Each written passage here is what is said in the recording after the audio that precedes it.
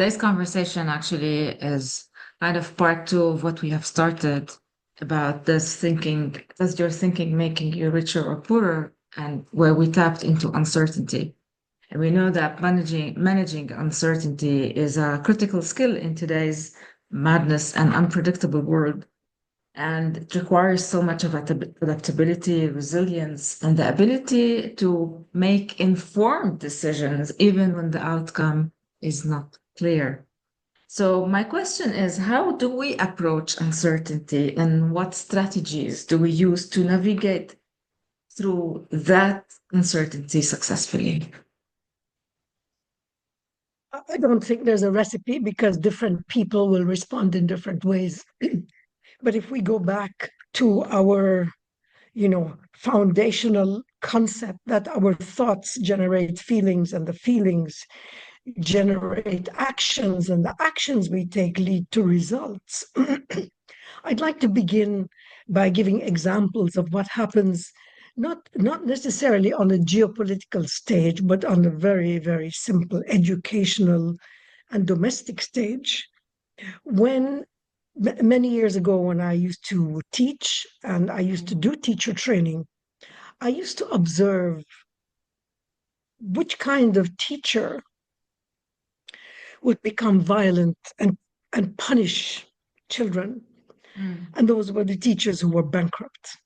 And what I mean by bankrupt, they did not have the mental or emotional resources to influence the children in a way that would enable cooperation. They weren't able to communicate with them in a way that was able to invite those children into the wonderful experience of learning and exploration and adventure. And those were the teachers who tended to use violence, whether it was verbal violence and in some cases physical violence. And the same is true of parents that are bankrupt. They don't know what to do. They don't know how to engage with their children, how to communicate with them, how to be kind, how to give them hope, how to give them clarity on what is expected. Those are the people who become destructive and violent. And I believe uncertainty and fear are almost like mirror images of one another. Mm. The greater the uncertainty, the greater the fear, because as human beings, we want to have the sense of security and safety, and that comes from certainty, from living in a predictable world, from living in a world where we have some control. And when we lose that control, it's an extremely dangerous thing, whether you are a parent or a teacher or a world leader or the CEO of an organization.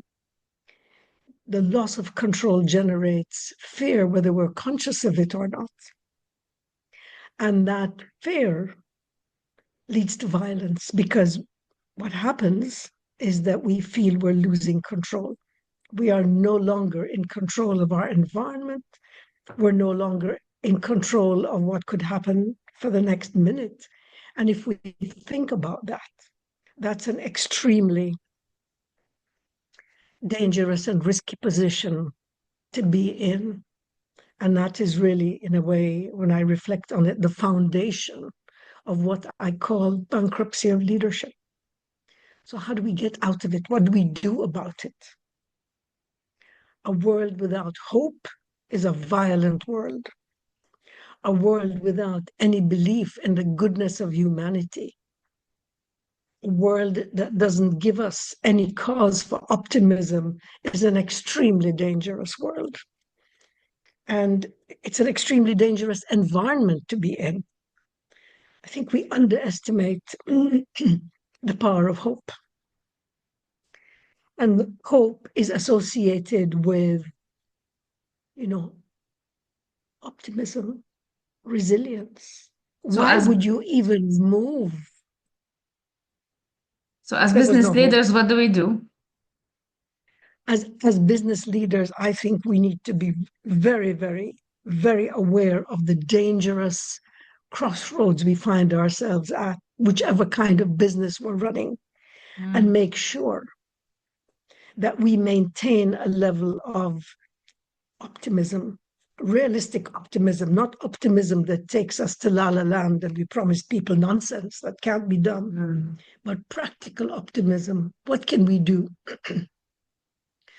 What little tiny thing can we do to make ourselves better, to make our environment better, to give someone hope, to acknowledge them, to recognize them, to elevate them in some way? This is the most powerful antidote to bankruptcy.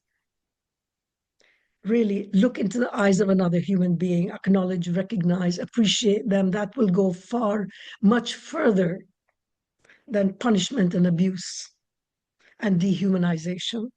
And I hope that we find the resources to do that. A world without hope is a very dark place. Let's not go there.